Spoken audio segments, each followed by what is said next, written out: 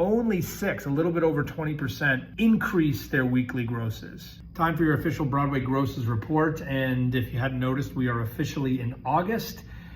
You will know that even more officially when I tell you the grosses.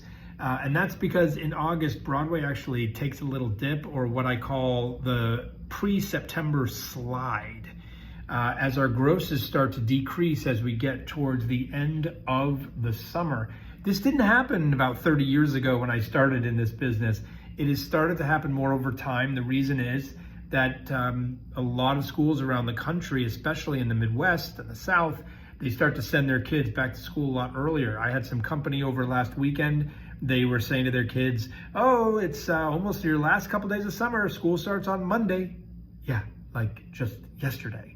So that is why last week the grosses were down almost 5% from the previous week and almost 4% from the same week last season. Total was over $30 million, just over. We are still up over last season overall, 9.63%.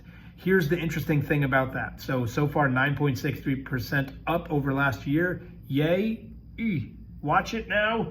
I've been tracking this. Last week, we were up 11%.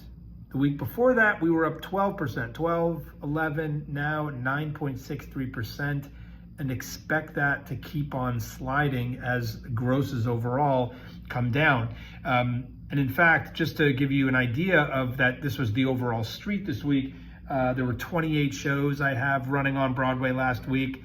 Only 6 of them, only 6, a little bit over 20%, increase their weekly grosses. Let's take a look at them. Death Becomes Her actually had a big bump, $142,000 up. John Proctor went up a little bit. Look at that, 715. Just in Time went up almost $5,000, doing 1.3 million over at Circle.